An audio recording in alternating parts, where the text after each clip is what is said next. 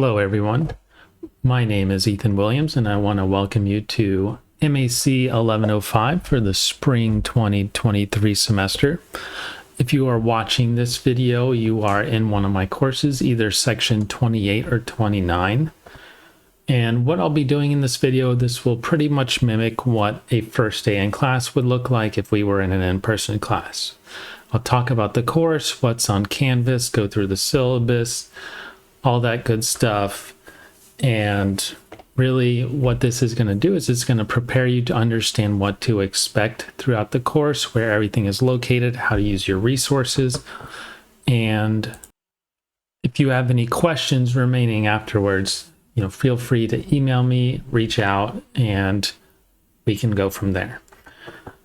Right. So what I want to do is go ahead and just show you around Canvas a little bit before we jump into the meat of the content, which will be going through the syllabus.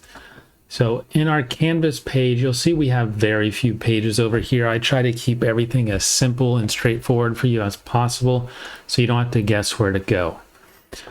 So we have the home page. You'll pretty much do everything on the home page. All the assignments, links to them, quizzes, tests, homeworks, lecture videos, lecture notes, etc. They're all on here. You're pretty much going to do everything from this page. There's also an announcements page where I will, as you would guess, announce exactly what's going on in the course, what we're doing for the week, what assignments are due, important updates, dates coming up, test dates, so on and so forth. New this semester is this thing called a simple syllabus, which is exactly where the syllabus is located. It just takes the place of the old syllabus tab, if you were familiar with that. Well, now we have a little more structure to the syllabi, so I'll spend most of my time going through the simple syllabus, which is exactly what it is. It's just the syllabus. Then we have the grades tab. On the grades tab, you'll get all your assignments with all their grades and the weightings of all the categories that add up and make your final grade. Talk about that more when we talk about the syllabus. In this course, since it's an online course, we are required to have weekly discussions because we don't have in-course interaction. And I'll show you how one of those work. They all work the same way. You'll never have to actually use this. This is for me. So you'll see, this is exactly what you'll see. If you try to go to the honor log tab, you do not need to have to worry about this tab. This has to be available to you so I can actually use it myself. And then this last tab is the attendance tab. This one's also for me. You might be able to check your own attendance. I've actually never looked at this from the student's point of view, but this is where we record weekly attendance, which once again, I'll talk about how that is done through the syllabus. So basically what I'm trying to say is we have really the top four, maybe the fifth one. You can access the discussions from the homepage as well. So really you're only going to be interested in the top four tabs here. All right, so I'm going to go ahead and jump to the syllabus and we'll walk through that. After that, I will show you what's all on our Canvas site, really what's in the home page, what's in the grades page, how you can use certain things to your advantage. One of the things students always ask, and I understand these kinds of questions, is what do I need to get on this test to make sure I get a B in the class or something like that? Well, if you're not familiar with the grades tab on Canvas, you can actually do that yourself. You don't have to ask me to know the answer to that. But regardless, I'm going to walk through the syllabus we have. All right, so like I said, this video is shot using section 29, but section 28, you're going to have the same exact syllabus. You'll see everything is the same except this number will be at 28. Okay, so this is College Algebra MAC1105. It's an online course. I do want to mention, because I did get this question I've had this question or comment a couple times prior, just because it's an online asynchronous course does not mean you do it as you want. There is structure, there is a schedule, you have weekly assignments, tests, and everything to keep up with. So like I said, my name is Ethan Williams. My email, which is pretty much the way you're going to be able to contact me, is ethan.williams@tcc.fl.edu. Now, many students don't actually email me. They'll message me through Canvas Messenger, which is fine as well. It goes to my email and I will respond from there. For this course, our office hours are Mondays and Tuesdays, and the evening time, 7 to 8 p.m. Course description, really this is here because it's required. If you have some familiarity with what's already in this course, you can know what some of these topics mean, but the topics include characteristics of functions in general, inverse functions, linear, quadratic, rational, absolute value, basically a whole bunch of different types of functions, how to solve them, graph them. That's really what this course is about. Now, one thing I will say is that probably the more important part here is how are you eligible for this course? You either got a grade of C or better in MAT 1033 or an appropriate score on a placement test. One question I do sometimes get from students is, do I need to take this course for my degree? This course is required for most degrees. If you're not sure, you should reach out to a counselor, academic advisor, and they can tell you more specifically. But this course is going to be required for pretty much any degree that's not like a liberal arts. We have specific liberal arts math classes for those degrees that you can take instead. But if you have that question, you should reach out to an academic advisor. All right, textbook. There's no textbook for this course specifically. You don't have to buy one. Really, in this course, you pay a $25 fee, which is like the textbook fee, to get access to an online textbook, and more importantly, the homework system and what all our assignments are done in. So you do that when you sign up for the course. It's not anything additional, and that's pretty much your textbook fee. So you'll notice here there's no textbook information.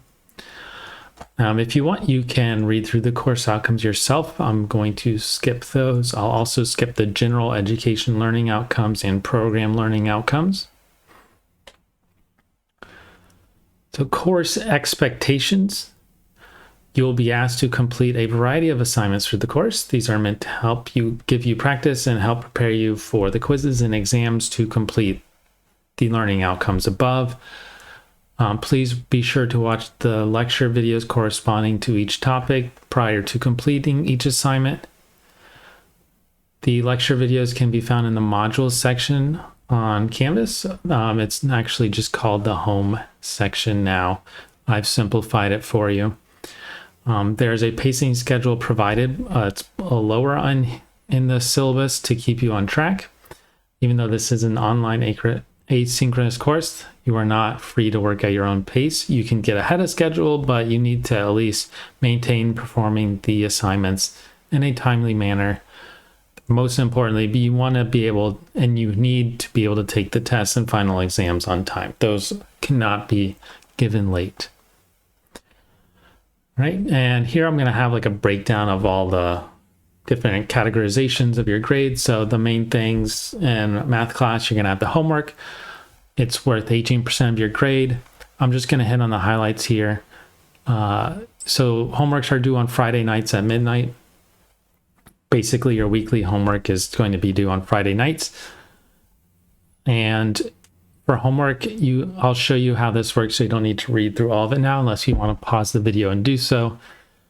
But one thing I'm sure you've heard many, many times, and it will always remain true, is in a math class, if you're not doing the homework, if you don't achieve a passing homework grade, most of the time students do not achieve a passing test grade.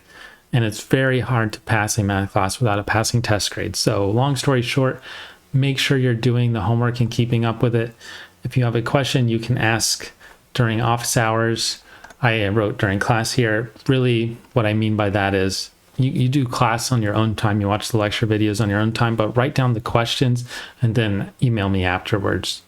I would prefer to answer all of your questions at once, so you don't have to email me 5 different times throughout the week.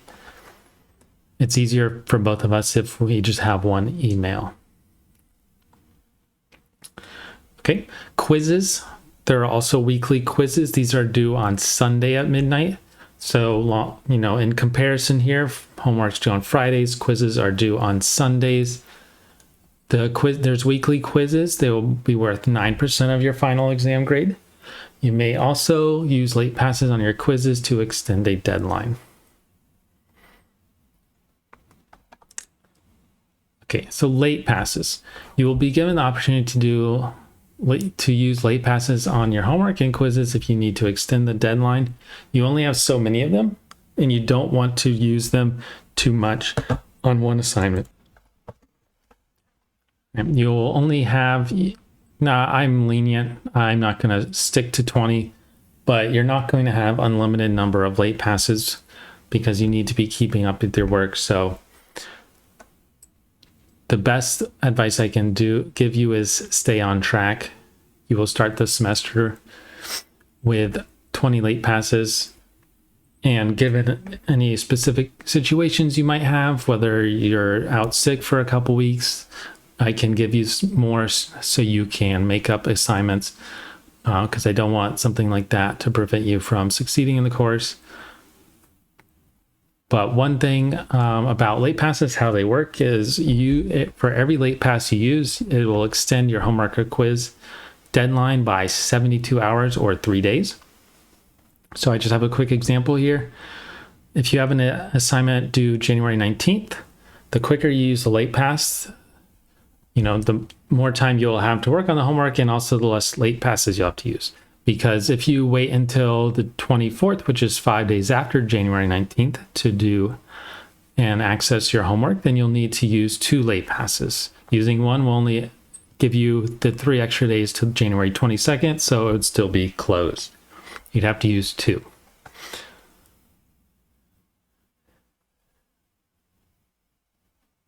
All right, and once again, the most important thing about late passes, you do not have to ask me if you can use them, but use them as you see fit, because you only have so many. You cannot use them on anything except the homework and quizzes. And then the last thing that I want to mention about the late passes is that you'll have to open the assignment through the home tab, not the grades tab. So many students, they see their 0 or something, a low grade on a homework because they barely did it or weren't able to do it, and it's past due, so it's graded. Well, you don't want to go to that assignment in the grades section. You want to go to that assignment through the home section. And that's actually a good point to me to make here, is you pretty much want to access every single assignment through the homepage. Just make it a habit. And I'll get back to how you can actually access all of them on the homepage when we get past the syllabus.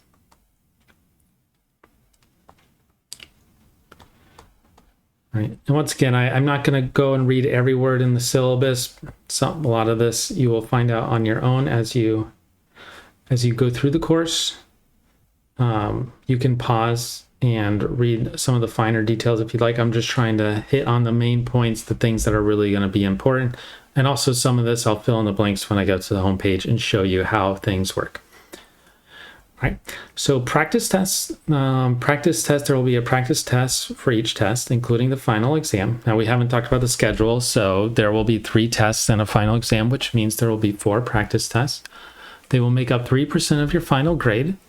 It doesn't sound like a lot, but these are very low pressure assignments that really give you an adequate opportunity to see what you would do on the test. And really, it's the best way to study for the test, because I choose the practice test problems to be basically identical to the test problems. They're very, very similar. I do offer a little extra incentive, and that is if you get at least a 90% on the practice test. Practice tests are set up like homework assignments. You can work them as much as you need. So getting a 90% doesn't mean you have to get a 90% on one try. You take as many tries as you need on every problem to get it right. I will give you a 3% bonus to that test score. Now, this is the only extra credit I give, right? It is the bonus points on the practice test. So I always like to let students know, okay, if you do all of these, get at least a 90 on all your practice tests, that's going to boost your test or your final exam, not final exam, final overall grade by 2%. It doesn't sound like a lot, but I'm sure, and I know I was as a student, many times we were at that spot where we'd have like a 78, 79 in a class, and we really want to get a B, or maybe, corresponding to get an A or a C or something like that. Well, these bonus points would give you that boost. And I think more importantly, these practice tests should be the best preparation you have for the test because, like I said, it's almost identical, but you can work them as you need to, like a homework assignment. Right. As far as the test, there will be 3 unit tests throughout the semester. Each test will be open for the week it is due. So on test weeks, there won't be a quiz. There will just be a test. And there are some homework assignments. There will be homework assignments every week, but instead of quizzes, there will be a test due that Sunday. And the test will be made available for you all week. So if you're one of those students that's on the ball, you're already ready to take the test on Wednesday, you can take it on Wednesday. You don't have to wait for the weekend. You will be given 90 minutes for each test. And the only rule, this will be proctored. They are tests. You will be proctored through HonorLock. You have to do it in one sitting. So unlike every other assignment, quizzes, you can work them as you need to. Homework assignments, practice tests, you can work them as you need to. Well, when it comes to tests, of course, you need to stay seated for those 90 minutes. And I'll let you read the finer details. But long story short, I do not give makeup tests. Unless if you have one of the proper documentations and I am notified before the deadline. All right, so basically if a test is due on a particular Sunday and you tell me the Thursday afterwards that you were sick or there was some reason you couldn't take the test, you will have an opportunity to have that 0 that you're missing replaced because I will use the final exam grade, but you will not be able to make up the test. Now, it's very possible you get sick the Sunday of the test or something happens literally the day of the test that you were going to take it and you're not able to take it. Just email me, contact me, and just let me know. You don't have to write down a long story. Just let me know. Usually in the springtime, we don't worry about hurricanes. So the only other type of example I could think is, hey, we didn't realize we were going to lose power for some weather event that might pop up out of nowhere. Of course, I will excuse that and allow a makeup. But otherwise, just be conscious that you are letting me know ahead of time if you're going to miss a test or not be able to take it. But that is a big reason why I give you the full week and I don't just give you the 1 or 2 days to take the test. All right, lastly, the final exam, it's worth 20% of your grade, so it's worth a little more than each individual test. If your final exam score is higher than your lowest test score, then it will replace that test score. If you miss a test like I described above, then it will also replace that test score. Because that would be your lowest, that's a 0. The 100 points, everything's worth 100 points pretty much. Don't worry too much about the points. Probably the most important thing I want to bring up about the final exam is it does tend to be the most difficult test because it is comprehensive. So if you're in the position where you're getting like 50s and 60s on all of the test and you need to get a 75 on the final exam to pass the course, you're going to have to change your study habits in one way or another because it's not going to magically improve performance on the final exam if you do not change the way you're studying. All right, course outline. So these are the general topics. You can read through them as you'd like. And the pacing schedule for the course. So here I just have a little snapshot of every week what's due. And so as you can see on Fridays, I have that highlighted green. That's what homework is due. Saturdays are either practice tests because those are due the day before the test or our discussion boards. and then Sundays either quizzes or tests. The exception would be the final exam week, because the final exam is due on May 3rd, which is a Wednesday. So course grade evaluations will have reflective discussions. They're 5% of your grade. Homework is 18%. Quizzes are 9%. Unit tests are 45%. Final exams 20%. And the practice tests are 3%. Okay. Grading scale, pretty typical. 90s are an A, 80s are a B, 70s are a C, 60s are a D, and below 60 is an F. All right. In this little section, tips for success, I have quite a bit written here. I would advise you to take your time to read it on your own. I don't want to read all of it. I'm just going to hit once again on the points of the main points of what's in here.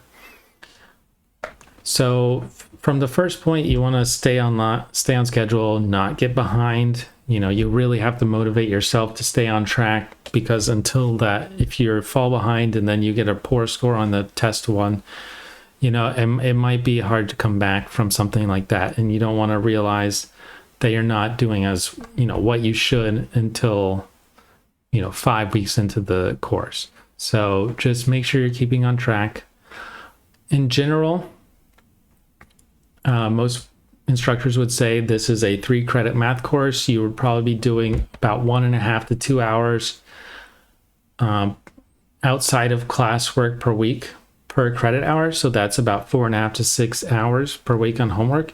Because we don't actually have class time, you know, you're working that on your own. You want to add about 3 to 4 hours. So around 7 to 10 hours a week, you should have in your head, that's how much time I'm going to put to this course. All right, doing all the work assigned, I'll let you read through that, but long story short, many math instructors will have a roughly 80% of your grade be made tests. Mine's 65%. That means 35% of your grade is made up of things that aren't tests, so homework, quizzes, discussion boards, practice tests. I consider these a much lower stress setting because you're not proctored, you're not timed. Yes, you have a deadline that you have to meet and do it by, but you don't have to do it in one sitting.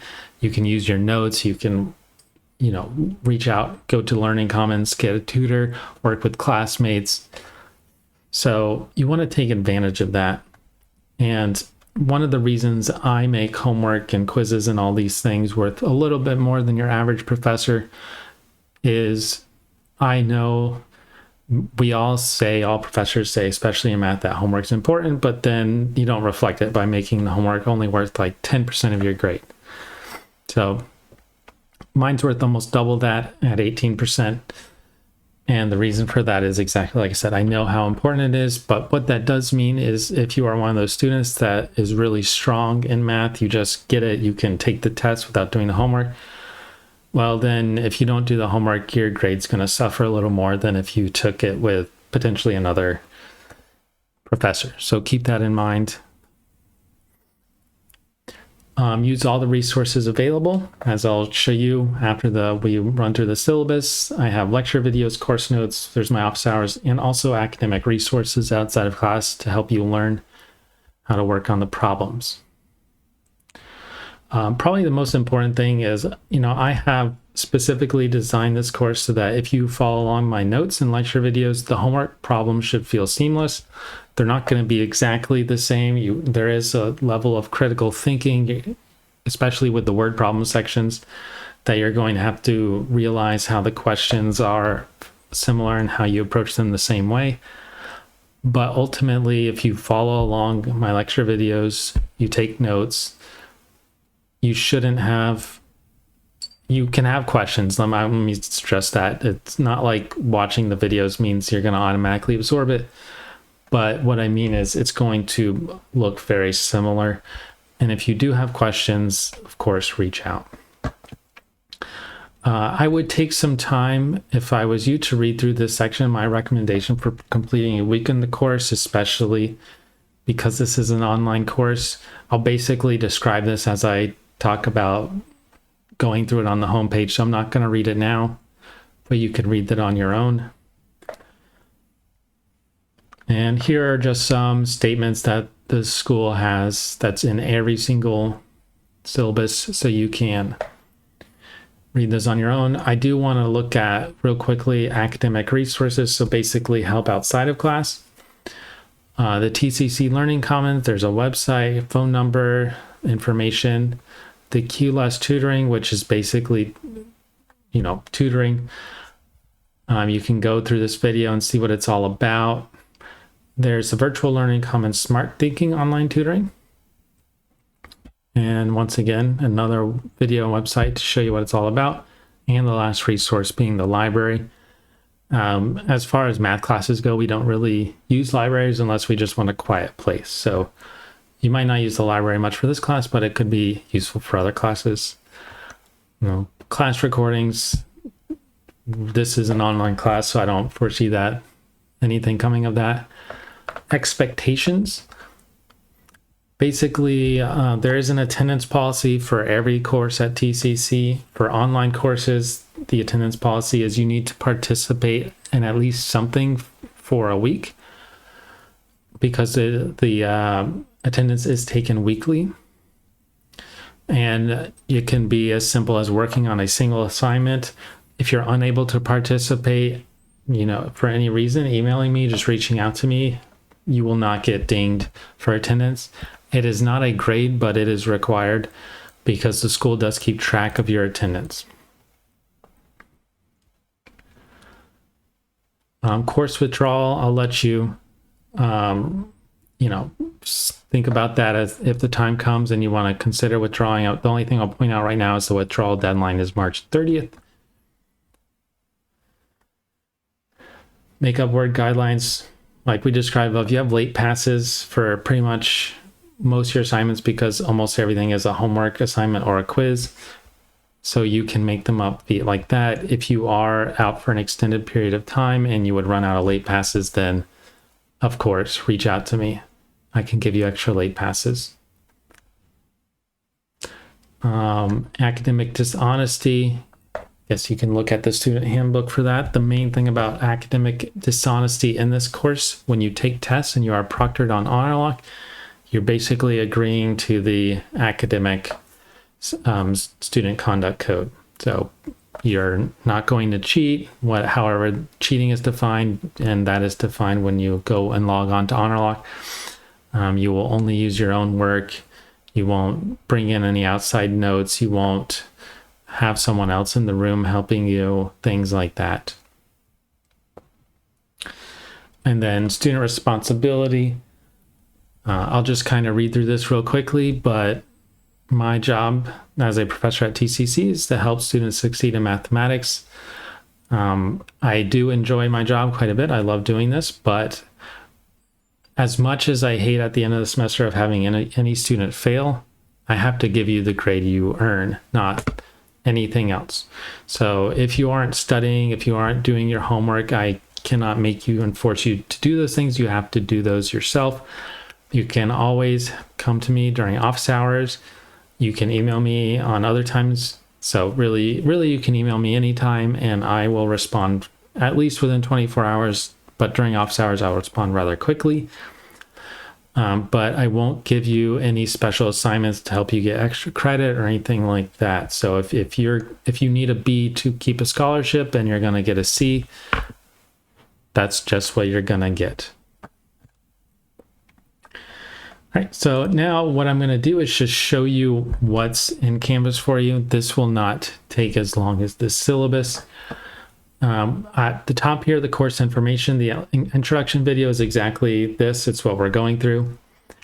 There is a link here, free online graphing calculator. So you'll notice I didn't bring up calculators on the syllabus. You do want at least a scientific calculator. Graphing calculators are expensive, and unless if you're doing a math intensive major, you might not want to spend $100 on one. So what I would recommend is just getting, and I'll actually put an extra little tidbit here, but if you want to get just a scientific calculator, that's about $10 to $20, and then use Desmos as your online graphing calculator and you can use it during tests and everything, feel free. I have a website here. I have a little video on how it works, and you will be able to look at that on your own time when you need it. Like I said, there is a textbook, so there are links to the textbook in here. You can use them if you'd like. Most students do not, because I think the lecture videos that I provide, not only are videos more interactive, even if it is just me talking to you, but they align perfectly with the questions and the homework. The last two little links here are specific to the one section in this class that does require the graphing calculator, which is another reason why, if you don't need a graphing calculator, I don't want you to have to spend $100 on one. So that's why I offer Desmos to you. And I'll mention those when we get to those later on in the semester, because if I tell you now, there's no way anyone's going to remember. I would forget. All right, so the next little section is the quizzes. How did the quizzes work?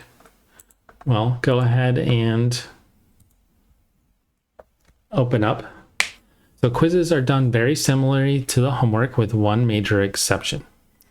You only get 4 tries per problem, and that's it. After the 4th try, if your answer is still incorrect, you will receive no credit and cannot do it again. So that's going to be the main difference. I know we haven't talked about the homework yet because it's lower on the page, but for the homework questions, as you would imagine, you can do them as many times as you need to get correct.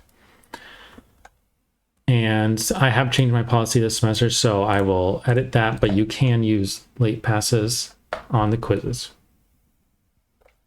The one thing I will mention here is your lowest quiz will be dropped.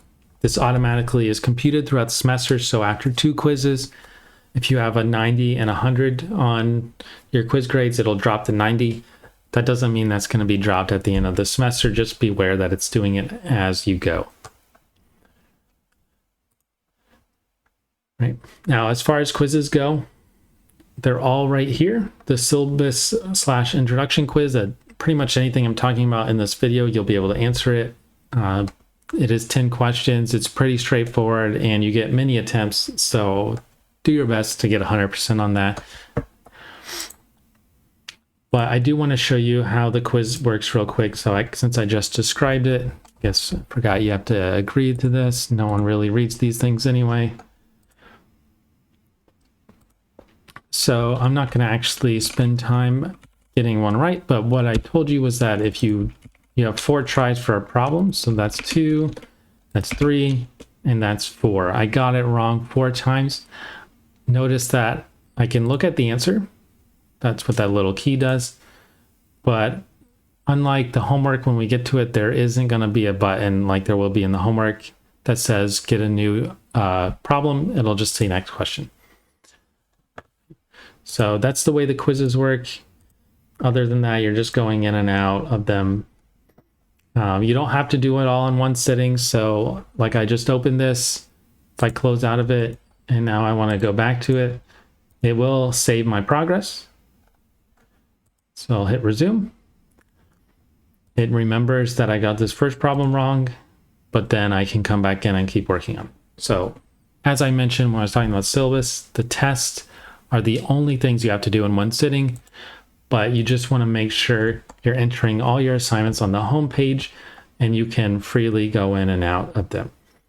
I would say with the exception the syllabus introduction quiz, because it's done directly through Canvas, not through our online homework system.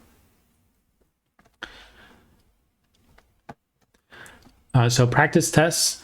The practice tests are all right here in this section. They are graded. They're worth 3% of your grade total, and there are bonuses. So I just have this little helpful link to remind you of how the bonus works. You can read through that, but I've already described how the bonus works. Now, as far as a practice test goes, they are very, very similar to the tests. So you'll see this practice test 1 is 25 questions. That's because test 1 is about 25 questions as well. So this will be very similar. Really, the only difference between practice tests and tests is that on tests, you will have multiple choice problems and fill in the blanks, whereas practice tests will be almost all fill in the blanks like your homework. So as far as test goes, these are the links to get on the test. And you can, if you're not familiar with HonorLock or how to get on HonorLock, there's a little HonorLock FAQs here.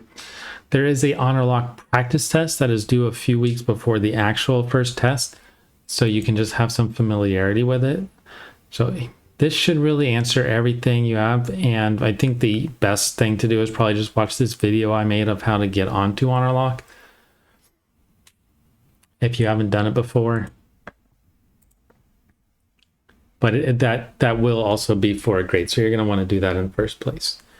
One thing you might notice is that it looks like the test are worth 0 points. It's because this is just a placeholder for the real test. You'll be able to access the actual test once you get inside and logged on to HonorLock. All right, so now from here on down, it's going to be your typical where you're going to go every week to access homework, lecture videos, and so on. With the exception of this first little assignment, it's practice on entering answers. So you're going to want to do that first. But in a typical section, what you're going to do is you're going to find lecture video, blank notes, filled out notes, and the actual homework assignment itself. Now, if you are curious, you can scroll through and find some more, but what I'm going to do is just talk about one of the sections, how I would recommend going about doing it and this is exactly that tidbit in the syllabus I was describing I would talk about. So I'm just going to open up this assignment. This will go to the lecture video. Some sections have 2 videos, some have 1. The vast majority have 1. And it is a YouTube video. You can open up here. You'll see this one is about 33 minutes long. They range between 25 to 45 minutes per lecture video, with the exception of a couple that are longer. So just beware of that. And then in the next link, oops, didn't mean to open it in a new one. The next link is going to be the lecture notes that I actually go through in the video. So the first page is always the contents. That's not like any section so long you really need this, but just to be aware. So here's like a basic graphing review, and here's a problem. But what I actually want to do is now open up the homework assignment and show you what I mean by how structured this is. So go ahead and hit start. And what we'll see here is if you watch this video, it will go through me walking through this exactly. So, you know, if this problem says this might make sense to you, you might be familiar with it. It says, for the following points, plot them and indicate whether they are in quadrant 1, 2, 3, 4, or lie on the x or y axis. And there's all these points to do. Well, you'll notice this first problem, identify the location of each of these points. Well, it's exactly those options, right? Either this point's in one of the quadrants, the x or y axis, or the origins.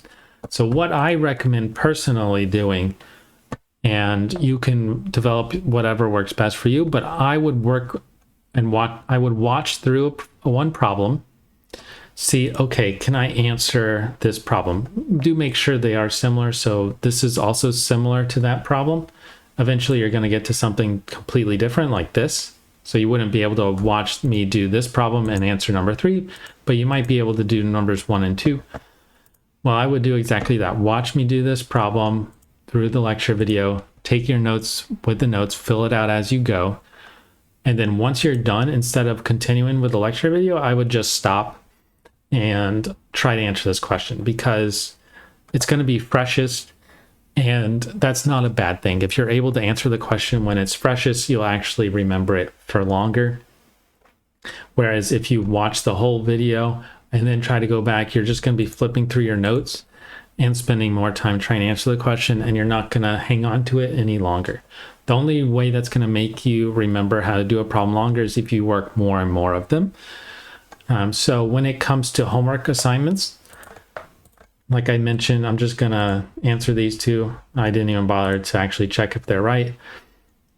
What you'll see is I got it wrong. I actually got it completely wrong, right? I got 0 points. I have 2 tries remaining out of 3 on this problem, so I can, try it again. Okay, maybe I think these are the right answers. Oh, that's my second try. Now this is my third try. Now I don't have another attempt on here. Actually, I might because of all these answer choices. These that have multiple options give you way more than actually having 2 answer or 3 attempts. But long story short, unlike the quiz where there was only a next question, there's a get a similar question. So if you don't get it right, if you're not satisfied with your answer, you can hit this button, get a similar question, and do it again. So what I'm going to do real quick is I'm just going to get all these right real quick and show you another thing you can do. So one of the points I made is that the only way you're going to retain this is if you do more and more. So you know, if you get a problem right, but you don't feel comfortable with it, you can always hit get a similar question.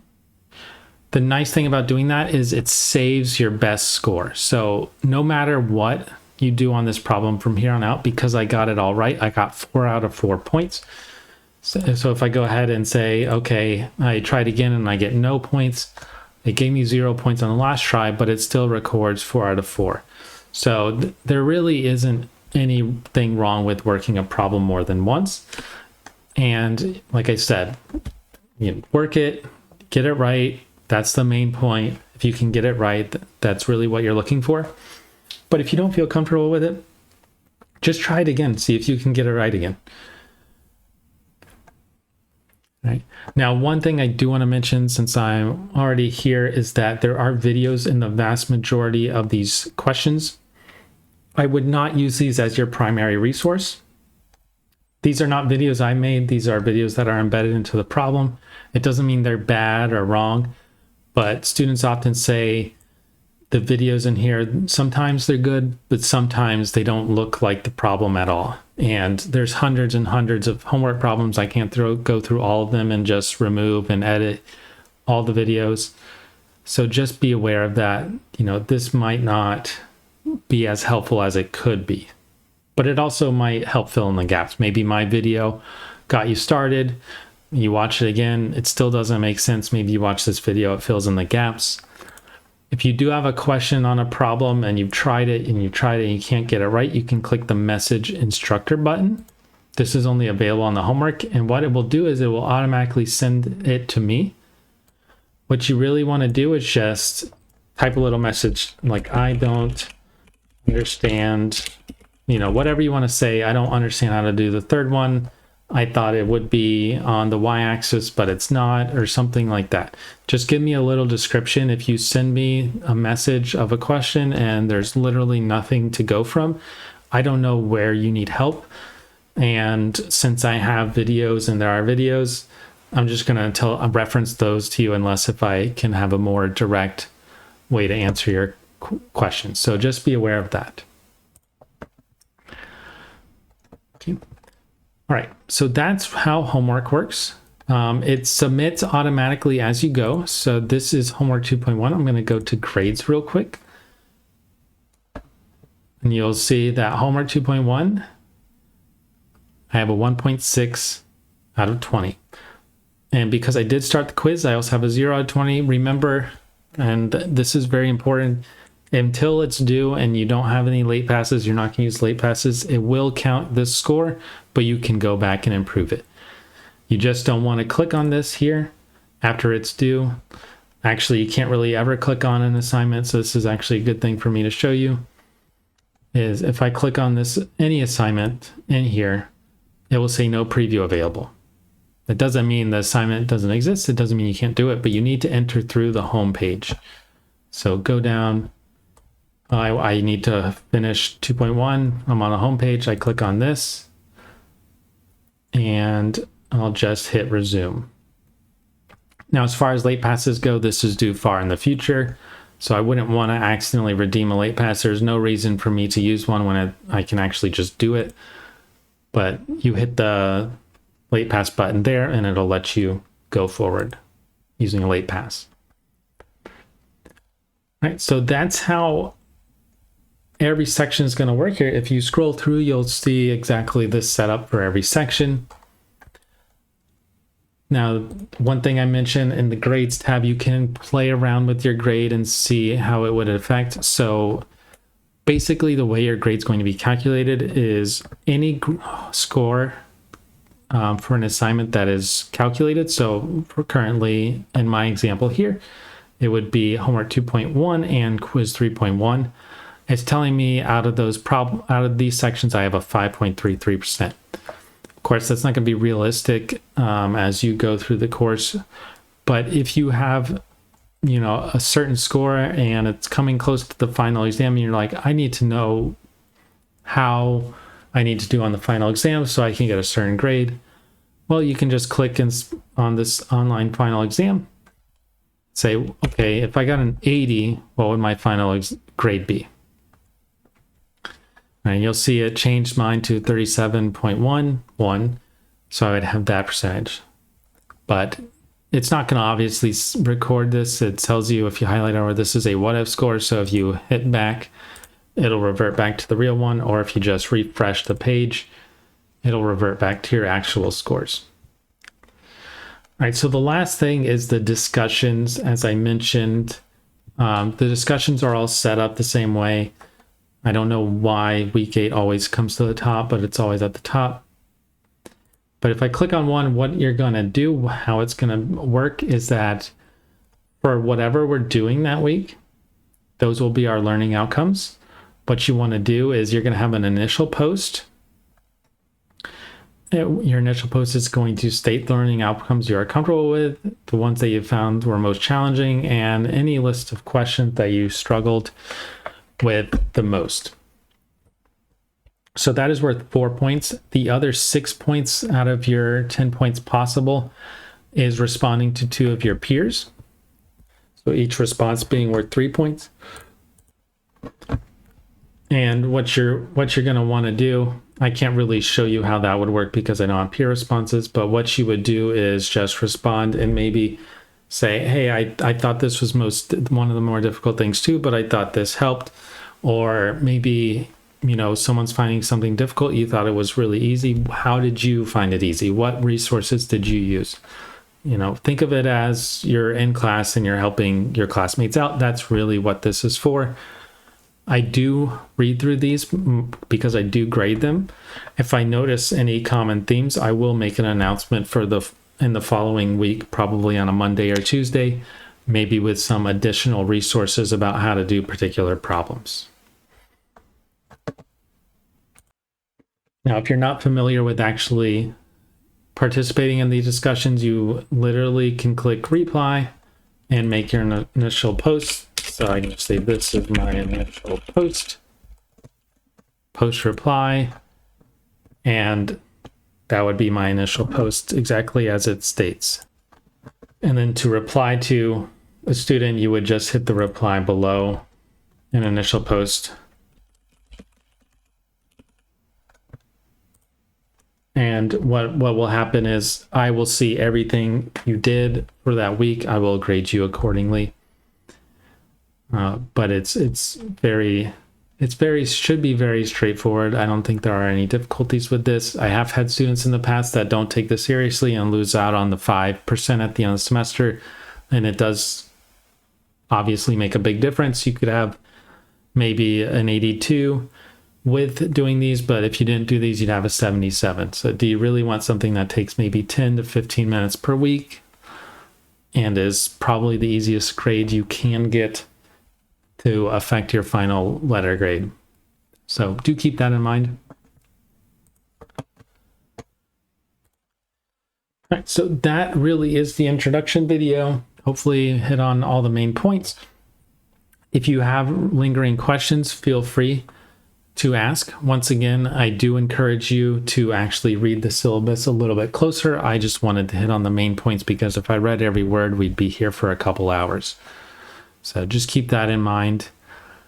And then the last thing I want to say is, and I like this a lot. I don't get it as an instructor, probably because I don't really need it, but on this homepage, you have like a calendar of to-dos in order of their due dates.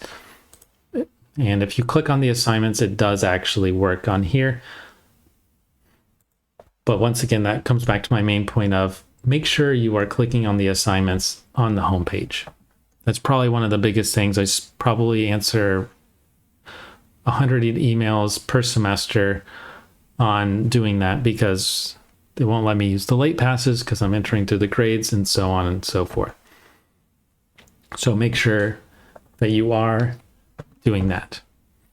And with that, I will wish you all the best of luck. Once again, don't be afraid to reach out to me if you have any questions. And I will look forward to meeting you, talking with you, interacting with you once the semester actually starts. And good luck with all of your courses.